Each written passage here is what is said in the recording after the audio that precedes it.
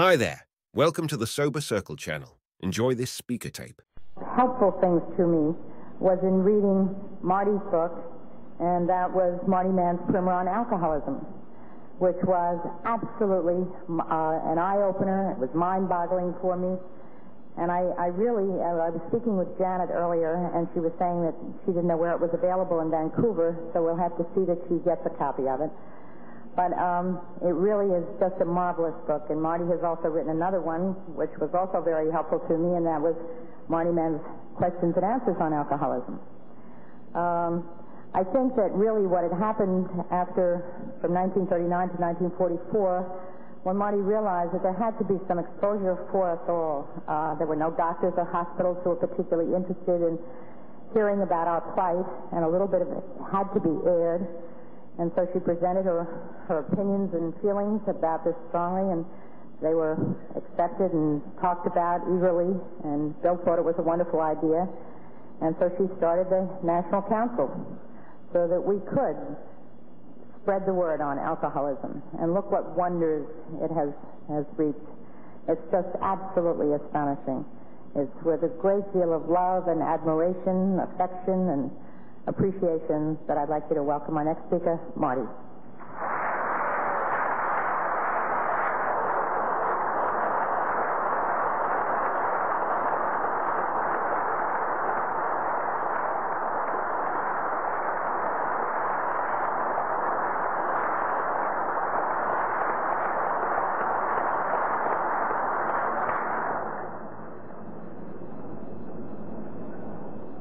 Talk about crying.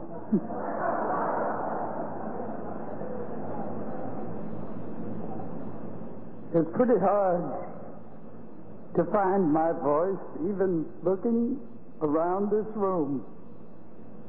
I can't tell you what it feels like to be a great, great, great, great grandmother to so many women.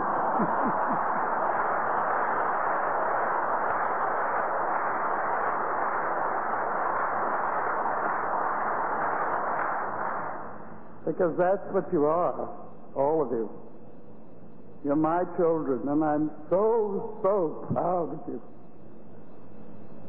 And I'm so proud of those two who shared with us today.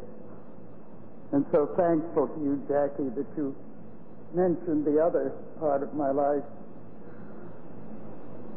Because I was one, and now we're beginning to hear it again and again, who became so involved and so caught up, both with alcoholism and my fascination and curiosity about it. I read everything, and there wasn't much.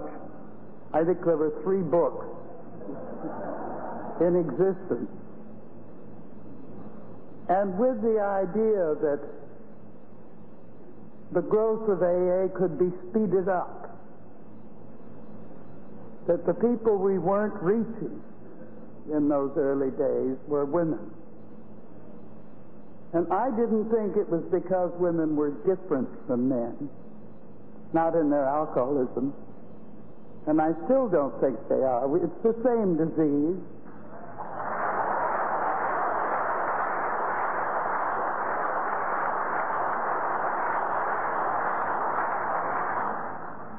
And we have the same feelings about it, and we have the same suffering. Sometimes I think that women suffer more than men do, but I think that's ego.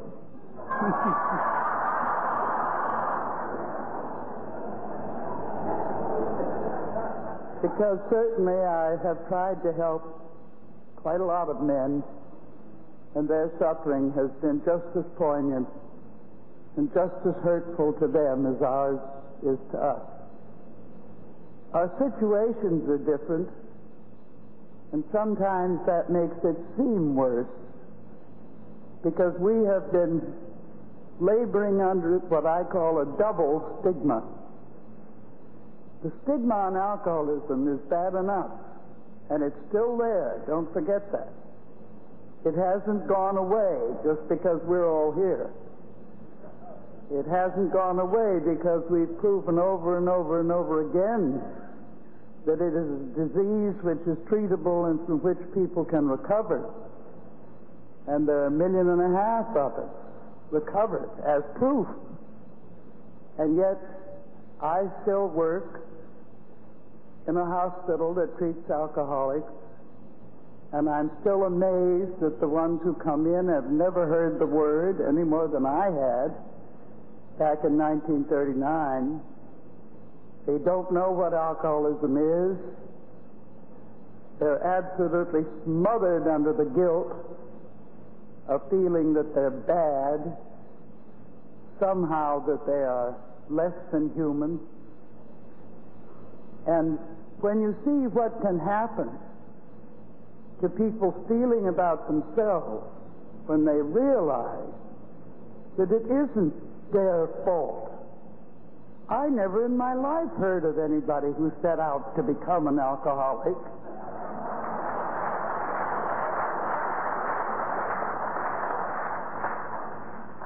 We just wanted to drink. And we had no way of knowing that we were so constituted, and I believe physically as well as emotionally and psychologically and socially, that there was something different about our reaction to alcohol. And I include the men. Our bodies had an abnormal reaction to alcohol, I think, from the word go. In my early days in AA, I used to bravely talk about the 10 years of social drinking I did. Well, in a sense it was, because I never got into any trouble.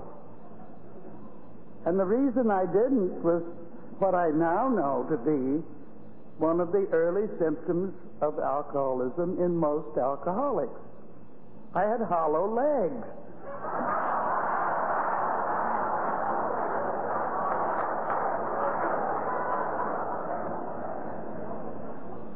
I'm awfully glad it's right here that I'm saying this, because one of the hardest drinking towns in the whole world is called New Orleans. And I married a man from New Orleans, and I lived here, and they said I could outdrink anybody in New Orleans.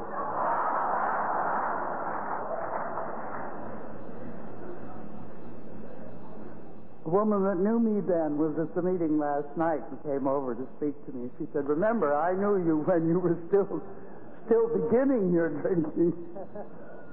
Well, I wasn't just beginning it. I started when I was 17, and I wasn't married till I was 22. So I had a good head start. But I wasn't having any trouble. I never had a hangover. I never had a blackout. I never had the shakes. And I never had rubber legs or fell down. I never got thick speech. And I didn't look drunk. And most people didn't know I was. And I didn't know I was drunk. I'd had a lot to drink, but it didn't seem to affect me very much. I also discovered right at the beginning that 2 or 3 drinks were no use to me at all. I might as well have water.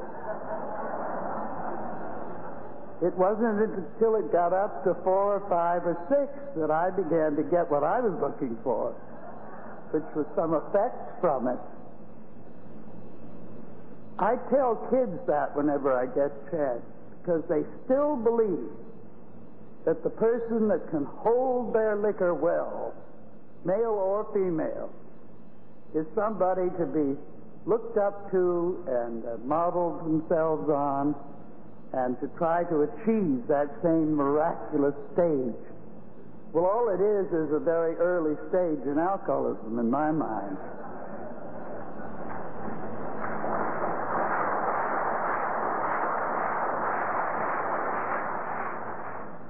So if any of you are wondering what to teach your kids, don't forget to make a point of that one. If they find that they have this remarkable capacity to hold their liquor, watch out. That's the first red flag on the road to alcoholism. When we lose our guilt, when we come to really accept, and I don't mean intellectually on the top of your head, but I mean right at the gut level, down here, that we are different in that sense, that we are suffering from a disease called alcoholism, which is incurable and which can only be arrested if you never touch alcohol again, because your body cannot take alcohol safely, ever. Then one thing I think we have to do is is it Janet? Janet made a point of this, and I thought it was a very important point. We have, every single one of us, and not just alcoholics, the whole world, human beings, we have what I call a built-in forgetter. Nature put it there. Or maybe God put it there for some reason. We do not remember pain very well. We have a saying about it. We say that time heals all things, and it does. It heals the acute pain of an illness or an accident or loss or grief of any kind or terrible trouble or something dreadful that we've done. It gets dimmer and dimmer and dimmer. And if we forget that, if we have time to go into it all, we'd be here next week.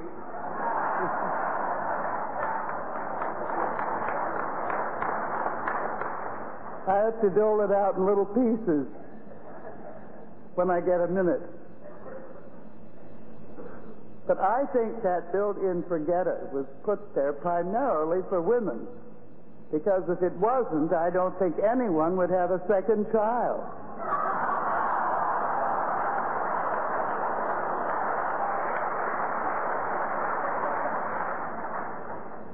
And there might not be a human race.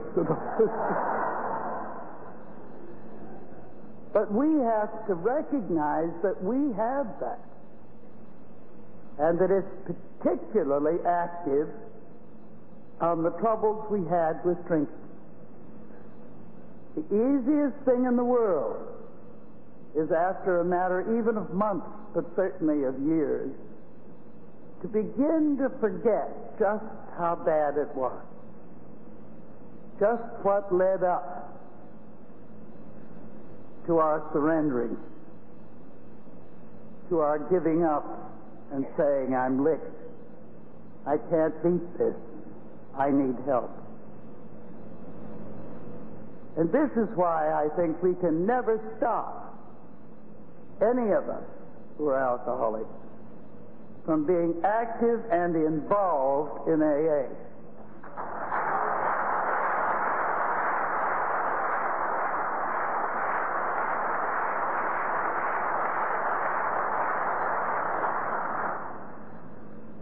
Most of you know I've spent a great deal of my sober life traveling. I've been all over this country and all over the world, and there was a long period of time, many years, when I gave some 350 talks a year, 4 or 5 a day often. I was going to tell everybody what they needed to know about alcoholism. I tried. Fortunately now there are hundreds and hundreds and hundreds of people who have joined the ranks of those who are doing just that. And I think maybe we're making a dent at long last. And I'm talking about the public, everybody. Because that's where all those alcoholics are hiding.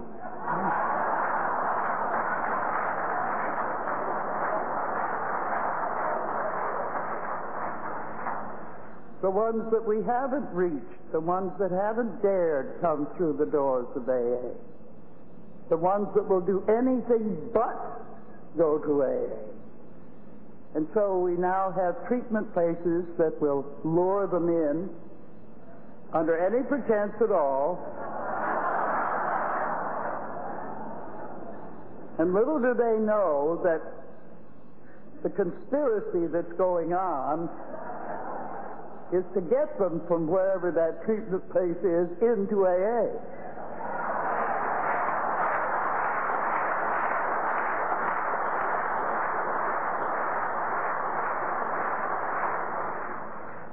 I know this to be a fact because that was part of my job, the National Council. And I knew most of them, and I spent time in many of them, talked to the people, staff and patients. And the only ones that have survived are the ones who have that goal. The ones who think they can do it all professionally without the aid of AA quickly go out of business.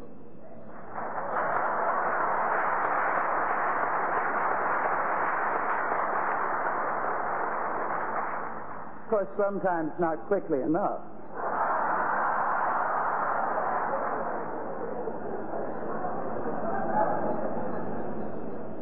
But the ones that make a partner of AA and a goal of their treatment to get the patients into AA, they flourish. And more people come to them because they hear about it, and they hear that they're successful, and that people come out of there and they're getting well, and they're getting busy, and they're getting active. And that's one of the things that I do at the one where I work, is act as a kind of liaison with AA. You know, since I stopped going to my office and traveling all the time, I moved up to Connecticut permanently and have become a Connecticut resident, I was able to start a whole new AA life. I'd been going too fast and too far to get to enough meetings to suit me. I always got to one wherever I went, but usually as the star speaker, you know, and I didn't get to hear anybody else, and that's what I needed. But now I can go to AA just as another member. And the big kick I got as I walked up here was finding that 2 members of my home group are here today.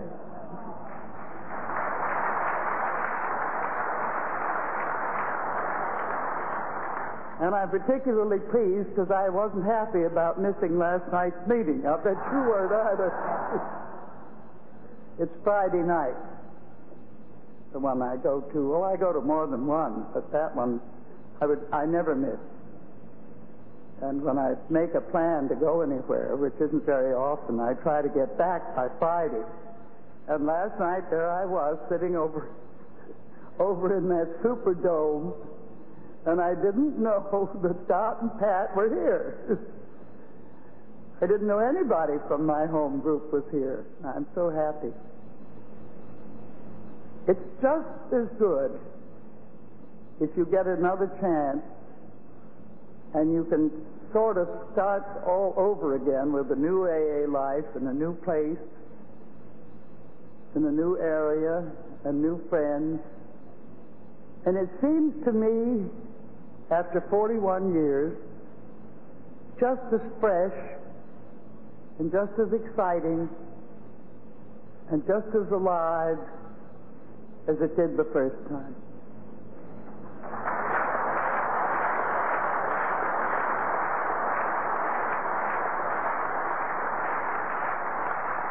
Because AA grows on you. And it grows.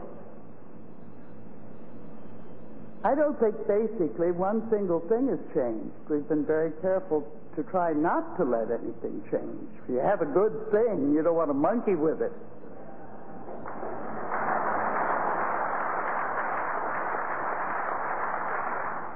And we don't need to monkey with it, because it is a live, growing, spiritual force. We couldn't monkey with it if we tried. but we don't need to. What it seems to do to all of us is to set us on a road to growth. Just when you say, and I think it's in chapter 5, that we're not looking for spiritual perfection. We're looking for spiritual growth. Well, that's just what we get. And you don't get it if you don't work for it. And you don't get it if you stay away from it. And you don't get it if you don't put a lot of yourself into it all the time. And I've learned all these things, you might say the hard way, although I haven't had any trouble. But just by seeing things happen to other people. And I think one of the things that breaks my heart is to hear somebody that I know, after 25 years of sobriety, going back to drinking. That is a real heartbreaker. And I don't think that has to happen. It certainly isn't going to happen if you keep it green.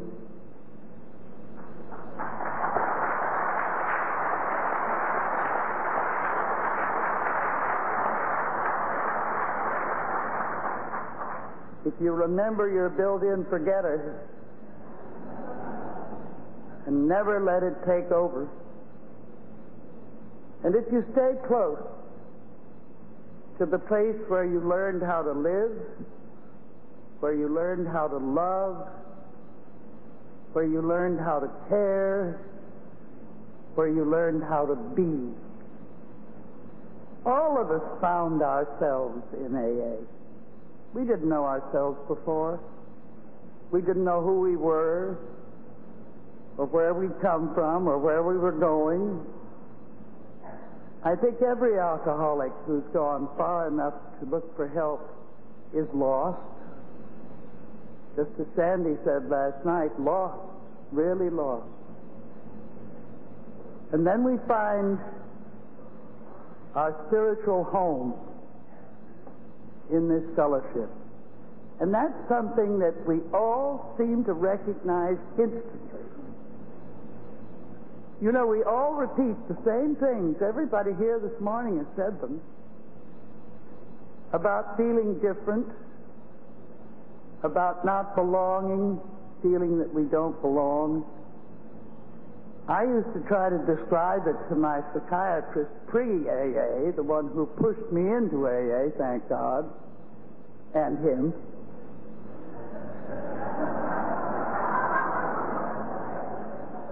He was a wonderful man, and there are an awful lot of his patients in AA.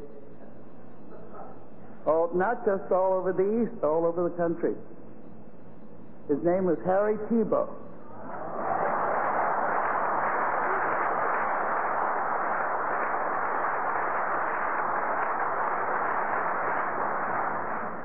And I was his guinea pig. He couldn't believe it when he saw what had happened. Because I had the original word in the 12th step, spiritual experience.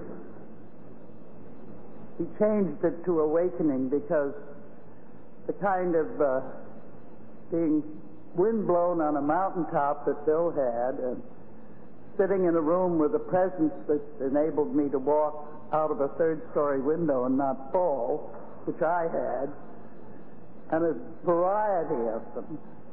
You'll find quite a lot of them described in a little book called Came to Believe.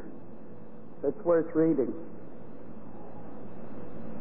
I don't know if that's AA literature or not. It is, isn't it?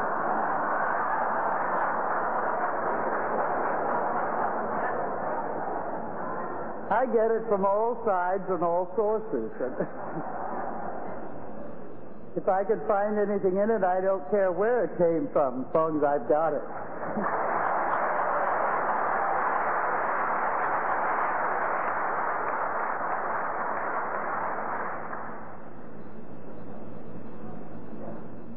Anyway, Thibault didn't believe it, and so he kept me there for 6 months after it happened, and all my AA friends in New York, all 24 of them, that's all there were, all kept saying, well, what are you doing up there? You know, you're in AA now. You don't have to stay up there anymore. You get out of that hospital. But he would let me go. And since it seemed to be sticking, and it didn't go away in a couple of months, and I didn't revert to my old thinking and my old ways, and clearly a change had occurred which was permanent, a 180-degree change from no faith whatsoever, in fact, an almost antagonistic attitude toward God. I guess I wanted to be an atheist, really. That was the intellectual thing to be. And I was an intellectual, of course. How I came to believe, I don't know, but it happened. And I was lucky I've never lost it. And it's propelled me. It's propelled me whether I wanted to move or not, whether I felt that the pains of growth, and there are a lot of pains in growing, there are lots of ups and downs, and there are many of us that also have problems with depression, and that's a very difficult period. It's very hard to get through a depression and hold your faith intact and your belief that there really is a light at the end of that tunnel. And this is something that many alcoholics share. But it helps us when we talk about it together with each other. We can help each other a great deal in that, as we can in almost any problem. It sounds ridiculous to say, but I just I can't think of any problem that we can't get help for within AA.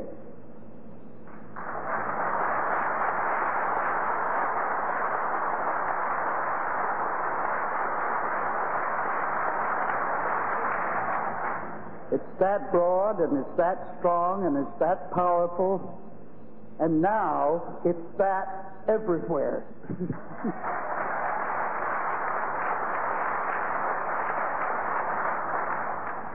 I really got such a kick last night when those flags went up. Oh, I remember the very first trip that I took. I did sober 8 months. And something awful happened in Cleveland. They ran a series of 2 steps at a time in a box on the editorial page of the Cleveland Plain Dealer with a box number. And the mail arrived in bushel baskets. And there were 24 members. And we just thought the whole thing was going to blow up, you know. How are they going to handle that? What could you do with that? And so there was one car in the whole group.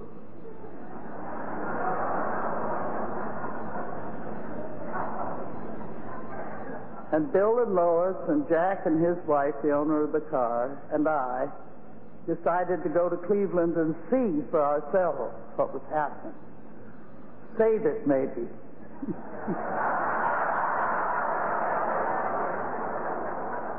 We didn't have any money, so we started at 4 in the morning because we couldn't afford to stay overnight anywhere. And we got there very late at night and found a house crammed with people waiting for us. We were kind of tired, so we didn't have a meeting right away. This was about 1 a.m. But we did the next night, and it was the biggest thing I'd ever seen. There were 100 people in that room. And Bill and Jack and I all spoke. And I remember saying, wouldn't it be wonderful someday if we could go all across the country, and in every big city like Cleveland, we could find an AA group. And everybody roared with laughter. Most ridiculous idea in 1939. And now look at the damn thing.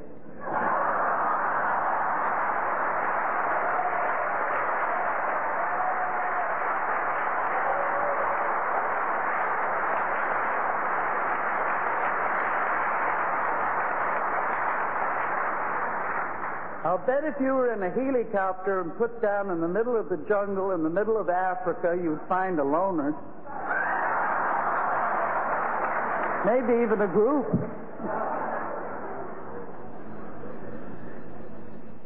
I just want to say again that I don't think we're any different, basically, from the men members. The same steps work for us. We use them the same way. We get the same benefits.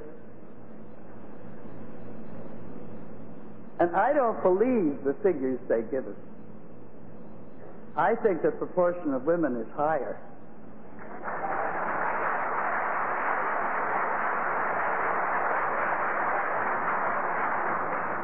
I go to an awful lot of closed meetings, especially in big cities or big communities, and sometimes in smaller ones too, where the women outnumber the men.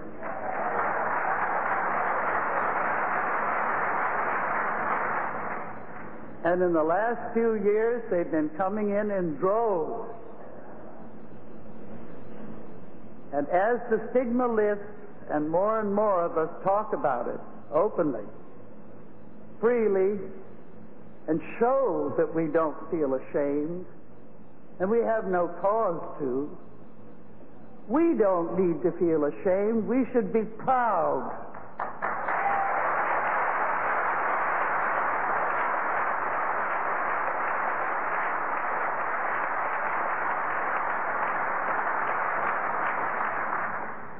If we could make all of those women who haven't come in yet realize that, they'll come in still bigger droves. Because it's shame and stigma that keeps them from it, in my opinion. Oh, there's a little thing called denial, too.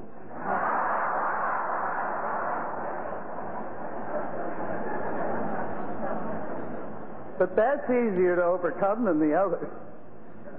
And that's not easy. But it can be done. And a good 12-stepper can do it. I've seen it happen over and over and over again.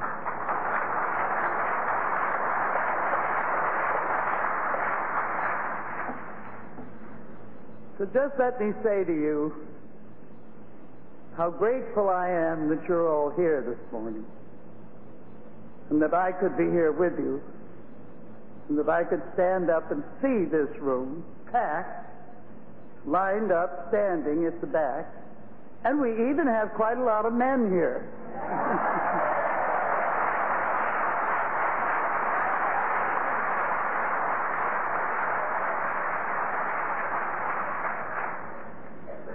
Of course, they're probably just curious.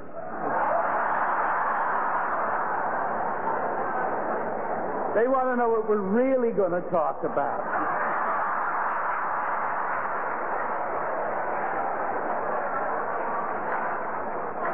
Not very different. Not very different at all. You know, there's a big controversy brewing in the professional world about the difference in alcoholism in women, and how there ought to be special treatment facilities and special things set up and special things done. I don't see it.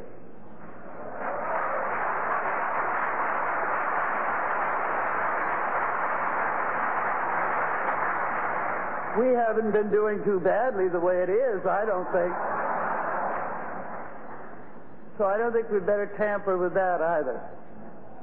I don't think we will in AA, but they may outside and give us some extra problems we'll have to deal with.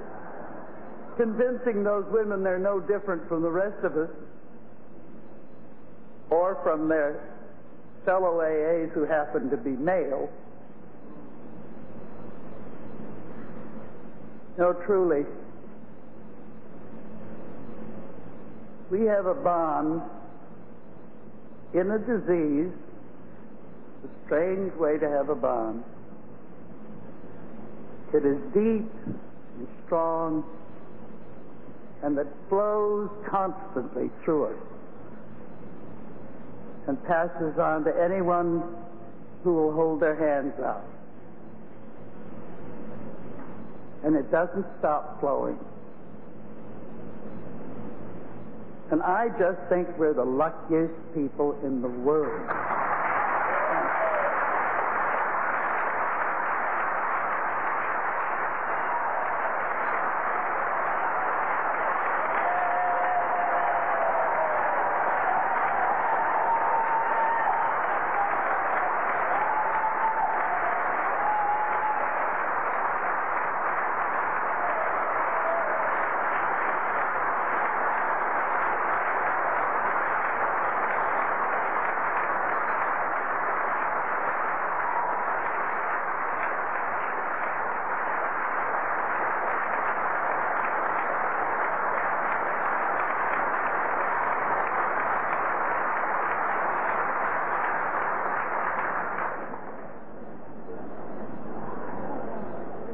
It's been an extraordinary morning and very exciting for all of us. I'd like to just, before I close, tell you very quickly, it's curious that Janet is in 4.5 years, and Kiki's in 8.5 years, and I'm in 12.5 years. So we're evenly spaced. That was not meant to be. It was coincidental. But when I came into the program, I belonged to a little group in New York called the Mustard Seed at that time. And we had quite a number of women members, but I was the only woman who would speak. They were all terrified, and they'd sit in the corners and in the back, and they were afraid to raise their hands, and they were afraid to share. And I must tell you that it was, I guess, a little bit of an ego trip for me, because I had an absolutely marvelous time. I went everywhere. I spoke to the U.S. Navy and colleges, and I was all over the place like apple butter. But it was great for me, but I think what it did, too, was to help them see that it was all right for them to go out and speak, and nothing terrible was going to happen, and that it was important for us to be able to share with other people, and the identification with the particular problems that perhaps we do have that are a little bit unique from time to time, not especially too much, but a little bit, can be shared with other people. So I urge you all, if you're not sharing in your group by going out and speaking, please do as much as you can. It really is so tremendously helpful to everyone else. I'd like to thank you all for being here, and especially our three speakers, Janet and Kiki, and of course Marty. And I think Joan would like to close the meeting for us. Thanks again. And I would very much like to introduce you to our first speaker from Vancouver, and that is Janet. Would you welcome her, please?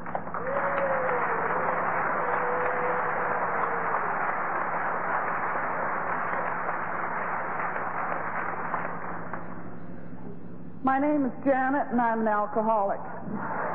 Hi. And I'm very honored and pleased to be here with all my brothers and sisters of Alcoholics Anonymous at the World Conference. I would like to start out with something that's probably going to help me an awful lot. I don't memorize the program, but there is one prayer that's in the big book that helps me out a lot when I get into a state such as I am right now. So anybody who knows it can certainly say it with me, and that's the third step prayer. God, I offer myself to Thee, to build with me and do with me as Thou will. Relieve me of the bondage of self, that I might better do Your will. Take away my difficulties, that victory over them may bear witness to those I would help, of your love, your power, and your way of life. May I do your will always. I'm a little bit concerned that I will go into quite a long drunkalog. I've started talking the first meeting I came to Alcoholics Anonymous, and I haven't shut up since. So I have a tendency to really go along, and I love drunkalogs. I was born into an alcoholic family. My mother is an alcoholic, my father, 2 brothers, and 2 sisters. One of them is not an alcoholic. Most of them are in the program now, and my sister's in Al-Anon trying to get well.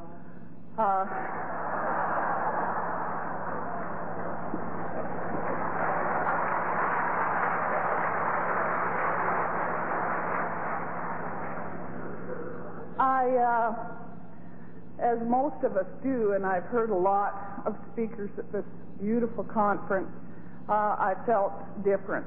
When I was a child, I felt like I was on the outside of things. My mother would put me out to play, and I'd just sit on the doorstep.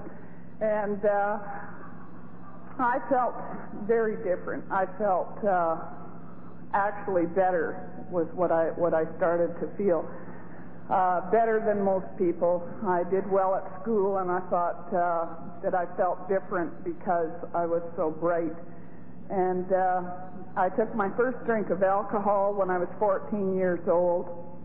It was a drink of beer at a party, and I just walked in the door, and somebody handed me a beer, and I certainly was familiar with beer, but had never drank it before. And I just drank that one bottle of beer, and nothing great really happened to me at that time. But about a week later, I went down to the liquor store and got somebody to buy me a Mickey of rye. And I went behind the liquor store on my way to a dance, took the cap off, threw the cap away, and drank the Mickey of rye straight. And I had a ball that night. I really felt as though it had fixed whatever it was that was the matter with me. And I certainly didn't know what that was for many years. I think had I never come in contact with alcohol, I probably just would have, rambled along through life feeling really strange and weird. But it helped me for quite a number of years, and I had a lot of fun when I drank. I didn't know that I was drinking against my will. I never really tried to quit. I had gone to nursing school and drank all through that. And in 1971, we were out on a drunken spree, really, in the afternoon, my mother and my sister and I. And we were in a very serious car accident, drunk. My mother pulled out in front of an oncoming car, and my sister was killed on impact. And from that point forward, I did not believe that there was a God. I completely blocked him out of my life. Up to that point, I never thought seriously about anything in the world. I was just sailing along, getting drunk and stoned. I was raised in the 60s and was an active member of the 60s subculture and got into a lot of drugs. And nothing really got my attention except that one incident that happened. And I, as I say, did not believe in God after that. I had no personal conscious contact with God before that point. But I started to hate. And I would look at other people that I was out drinking with, and I hated them. And that just grew and became habitual with me, and I have a lot of difficulty now in my sobriety trying to root out those hostile feelings towards other people. But on top of all this hate and anger, I poured alcohol. When I was 17 years old, I was in a mental institution. When I was 17 years old, I was in a mental institution for drug addiction. I had come out to British Columbia on a geographical cure and gotten into heroin and got very, very mixed up. And I used anything, alcohol, any kind of a drug, anything that would change the way that I was feeling, I would take it. Anything that would alter my consciousness, I would use it. And I wound up in a treatment center, which was not for drugs or alcohol at that time. But I stayed there for 30 days and was transferred from there to a general hospital with serum hepatitis. And from that whole experience, I thought, well, I've had enough of drugs. They are not really sociably acceptable, and what I thought I would do would be just to drink. And I drank whenever I had the opportunity, and I never really tried to quit. By the time that I was 21, I was in serious trouble with alcohol. I was working as a nurse in Victoria, British Columbia, and I can remember one humiliating experience. I was starting to have blackouts and all kinds of weird and wonderful things happening to me when I'd go out to drink. And at this point, I was going out just to have a few drinks. I was, at that time, I guess, although I didn't know it, trying to practice controlled drinking.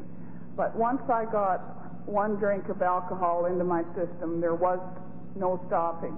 I just carried right on until I either, became completely immobile or blacked out, or something dreadful would happen to me. But I couldn't stop once I started to drink. And this one incident that happened, I was drinking all evening in a hotel in Victoria, and it was quite a classy spot. I usually started out in a very classy spot, and then wherever the booze was, I would go after that. And it really didn't matter who it was with or where it was, as long as there was booze there. If I arrived and there was no booze, I left. But this night, a lot of drinks were being bought, and I just kept drinking, and the whole table was just filled. I remember it so clearly. And I didn't know when I went out to drink if I was, going to make it, if I was going to black out or what was going to happen. Some nights I could drink all night, nothing would happen. Other nights, near the end of my drinking, 3 drinks and I'd be in a blackout. But this one night I drank all night, and I did not get blacked out. But I got paralyzed. I just sat down and pigged out too long. And then this feeling overcame me that something dreadful was going to happen if I didn't get up and leave. And I got up and tried to make my way out of the bar, and I crawled up the stairs and out onto the pavement, and I couldn't move. I was just paralyzed, laying at the front of this establishment, vomiting over the curb. And I knew everything that was going on, but I couldn't get myself out of that situation. And I heard some footsteps coming toward me, and I thought, oh good, somebody's going to rescue me out of this humiliating scene. And it was 2 men that came along, and they asked me, what's your name and where are you from and all this. And I was telling them it all, and I thought, they were going to help me, and they just laughed and walked away. And that was one thing that I remember quite clearly, the feelings that I had at that time, that I was lower than the pavement, and that I was in this just some kind of consciousness that seemed to be getting worse and worse, but I couldn't connect it with alcohol. I couldn't connect that scene with alcohol at that time. And a lot of humiliating things happened to me, as I believe they happen to a lot of women who are alcoholics. And I carried on trying to work, and it became apparent that I really couldn't hold a job. I would put myself on straight night duty thinking that I wouldn't drink, and I'd arrive on duty drunk, or else I'd phone in sick because I would have had a couple of drinks before work and wouldn't be able to get stopped. And the last year that I drank, I was drinking completely against my will, and I knew it. I had a good job that I was trying to get to each day, and I would be out drinking till 4 or 5 o'clock in the morning and then trying to get into work. And as I say, I'd drink anything. So I'd come in reeking of rum one day or, something else another day. And each day when I'd get up, I think, this is the last time. I'm not going to do this to myself again tomorrow.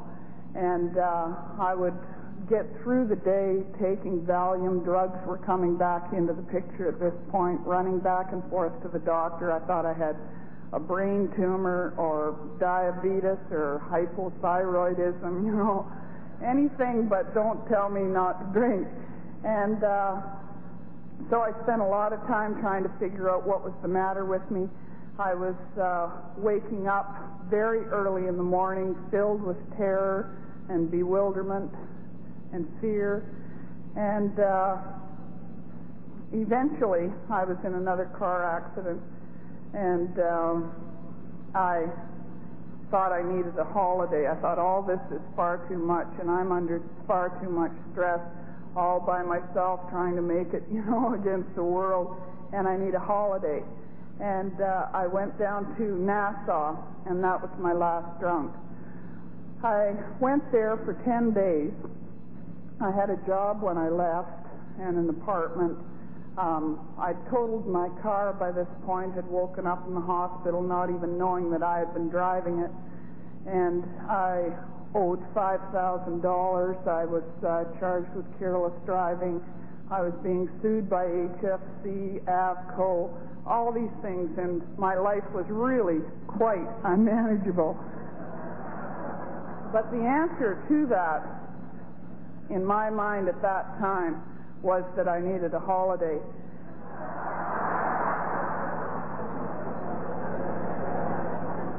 I would be, get all ready and go to bed and say, okay, now you are going to stay in tonight. And I was living by myself and hiding booze. I don't know from who, but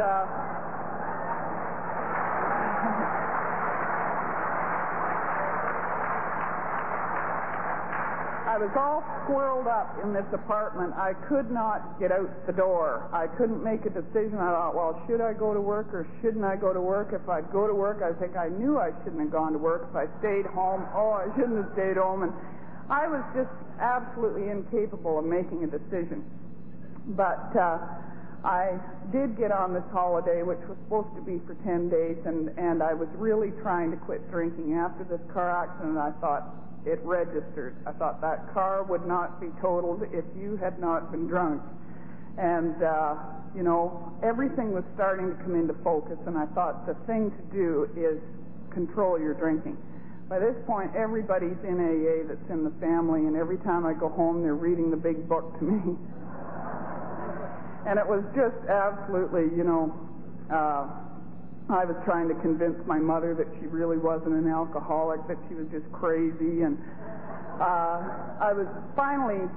she got rid of me, which was the best thing that she could have done, because she was trying to get sobriety, and she didn't need anybody around telling her, you're not an alcoholic.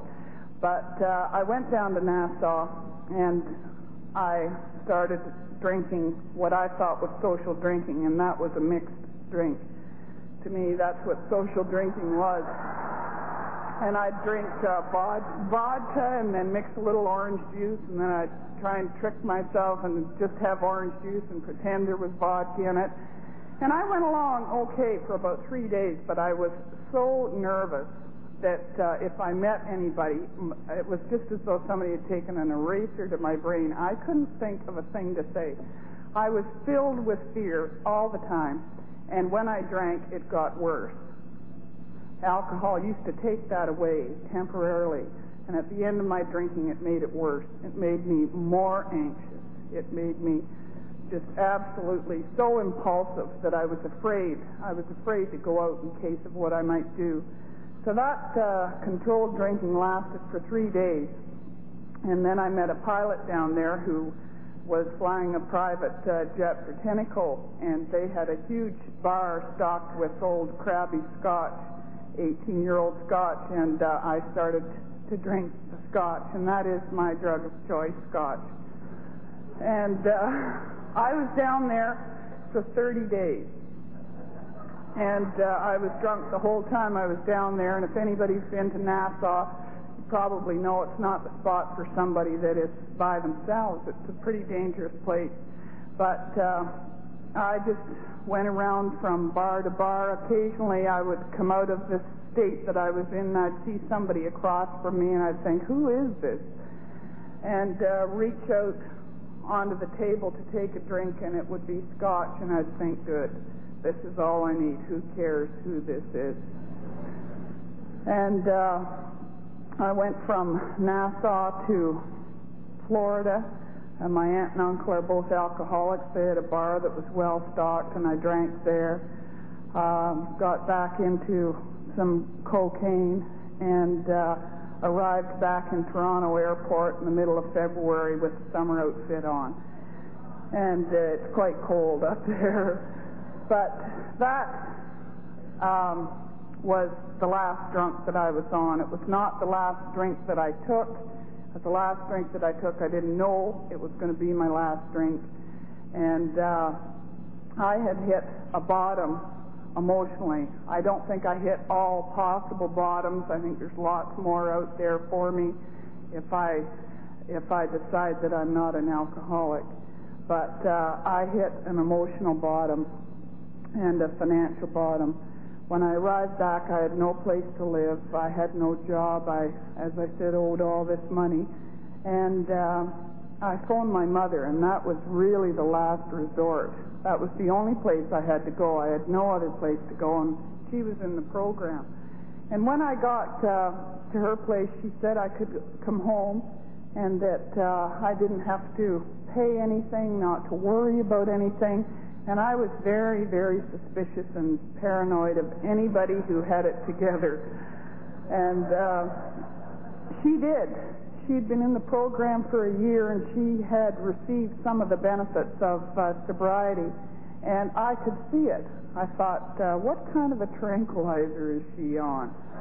And I arrived home with my bags filled with tranquilizers and all this stuff, you know.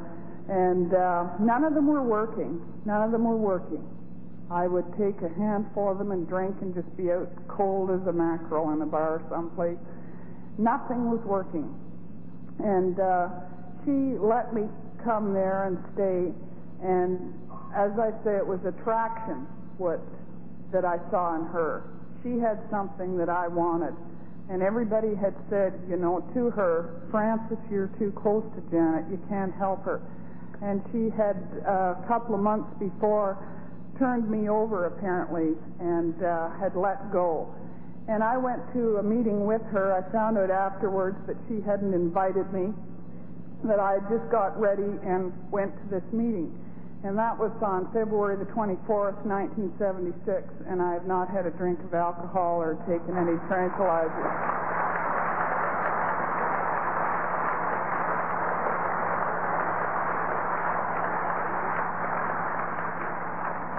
And that, to me, is a miracle. That is, I know that a miracle happened to me when I walked in the doors of Alcoholics Anonymous. I had been avoiding you like the plague for so long. And there were all kinds of people sitting around the table, and they did the first step. Somebody said, we've been waiting for you. And I was just very, very... Well, I went in there thinking, well, they'll just think I've come here with my mother. You know, they won't think that it's me. But I identified quite heavily. And I wanted some goodness back in my life. And I saw that and heard the honesty coming from these people. They were talking about things that I had done that I wouldn't dream of sharing with anybody.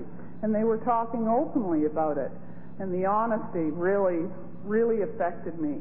I went to a meeting every day and twice a day for almost a year.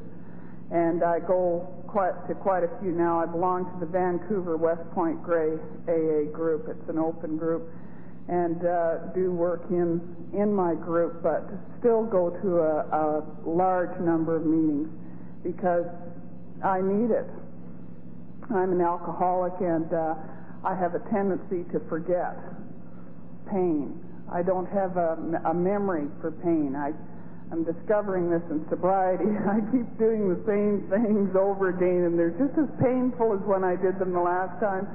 But I don't seem to recall until the pain comes on.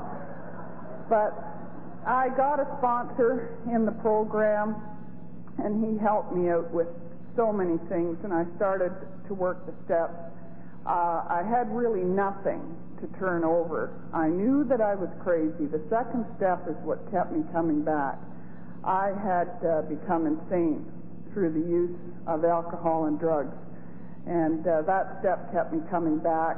I really didn't know whether or not I was an alcoholic for about 3 months, and the anxiety and the fear started to subside a little bit, and it occurred to me one night at a meeting, could it be possible that alcohol has caused this in me? And from that point forward, I've become absolutely convinced that alcohol is poison for me. I've gradually been restored to sanity as I work the other steps. And the third step, I feel that there is absolutely nothing in the program of Alcoholics Anonymous that it suggests for me to do that is going to hurt me. I'm certain. I am certain that there is nothing in the program that is wrong for me to do. I've taken the third step, and I've had a conscious contact with God as I understand Him. I know that He's here today. I know that He's been at this conference since it started, and He's been with probably each and every one of us before we got here. The fourth and fifth step is what gave me the freedom and my self-respect back in the program of Alcoholics Anonymous. I had lost a tremendous amount of respect for myself and for the people that were around me during the time that I drank. And I got a lot of free gifts in the program, but that was not one of them. I had to work very hard in order to regain respect for myself.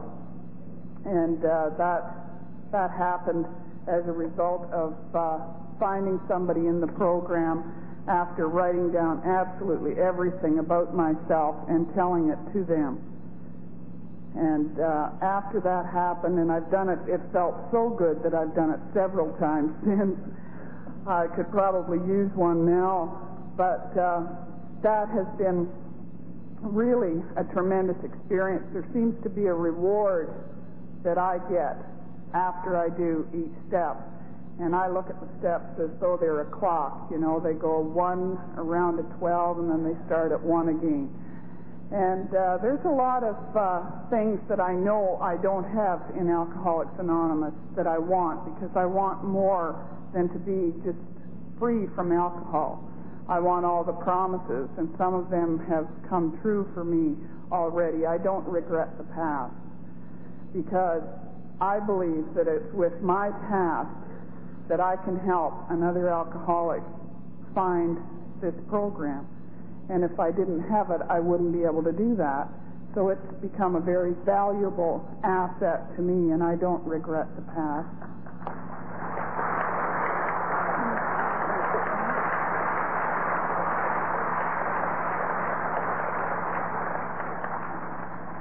Keithy, can I read part out of the big book?